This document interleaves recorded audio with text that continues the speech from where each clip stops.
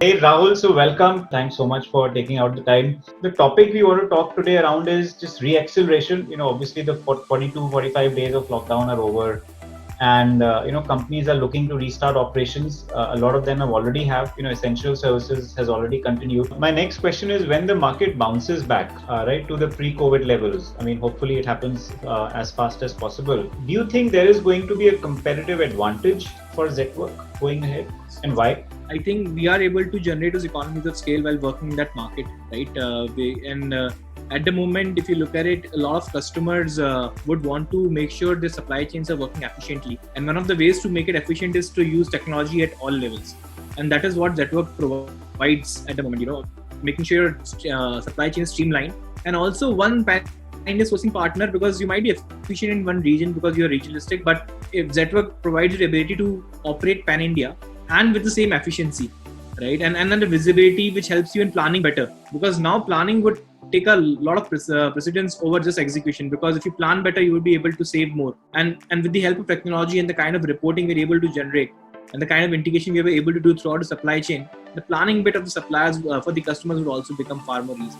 Tell me one thing a little bit about the whole global markets, right? So a lot of manufacturing we're expecting to move from China to India, right? And we've heard the government create a lot of new sort of manufacturing zones and created new sort of islands of land, especially for US and Europe, American and European countries. How are you guys looking at the global markets? About steel fabrication and some other relevant segments of manufacturing, right? Will you see increased share of exports? How are you guys planning to tap that? We have been talking to people who are there in the industry, and we are hopeful with the government stimulus. A lot more companies are showing inclination to start manufacturing facilities in India. So that is one spend which will anyways come to India directly. That will be a domestic spend. Which verticals and geographies? Pharma is one of it. Apparels is one of it, because a lot more and electronics is one of it, right? So they will move out of China, and of course India is one of the global places where they see a potential, right? And of course as we go ahead, we will see far more sectors coming to India to open up factories. And do these three represent an opportunity for you?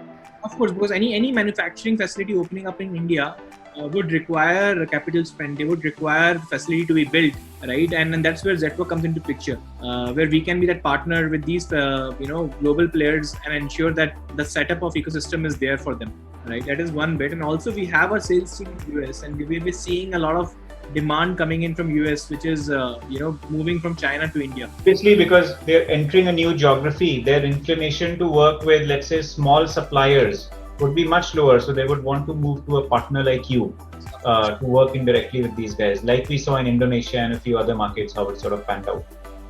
And tell me one more thing, are you guys looking to diversify from metal fragmentation into sort of other sub-verticals? Seeing that the opportunity in the capital goods space is already very, very huge. So of course, we were very bullish in the sector that we are in at the moment. However, we keep on evaluating stuff, but we have not given any thought around it. We're sticking to our core strengths at the moment. So that is what has been a core strength, the capital goods market, and we want to make sure that we are able to capture more and more. How did you guys use this downtime? You got about month and a half of, let's say, a little slowdown on business. I don't know what that percentage is, but like, how did you guys use this time on the people side, on the ops side, on the technology, on fundraising, on sort of thinking about growth, profitability, etc.? What all have you guys been doing? We have been doing 2-3 things specifically, right? One is on improving our core operations. So if you look at it, most of the internet companies, the operations are really ahead of the product.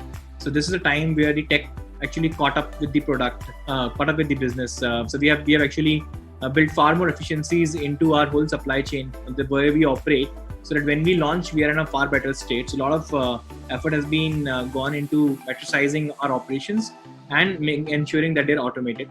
And another bit that we are good at is manufacturing and supply chain efficiency. So if you look at it at the moment, the demand for PPEs had increased a lot. So Zetwerk as a company has been able to streamline both demand and supply in the manufacturing space. And if you look at it, PP is also sort of a manufacturing space where manufacturers are manufacturing PP. But earlier what was happening is these manufacturers were manufacturing PP, were giving it to the hospitals. Whereas apparel manufacturing got stopped. Even the apparel manufacturers can move to manufacturing PP, but that will require some tweaks. So we were able to provide those tweaks, the SOPs for doing those tweaks to the suppliers. And also, these apparel manufacturers were earlier talking to big giants like Gap or Levi's, and they had no touch with the hospitals, which actually are the demand centers for PP. So we were able to connect those as well. So we have worked with around 10, 12 suppliers in that space, and we're also working with the government to ensure that such manufacturers can pop up and take care of the demand, because the demand is huge, but there is no supply to take care of it at this moment of time. So our last 1.5 months have gone into doing primarily these two aspects. And of course, people part where we've been engaging with them a lot more. So we actually declared work from home in the first week of March when the lockdown was not even announced.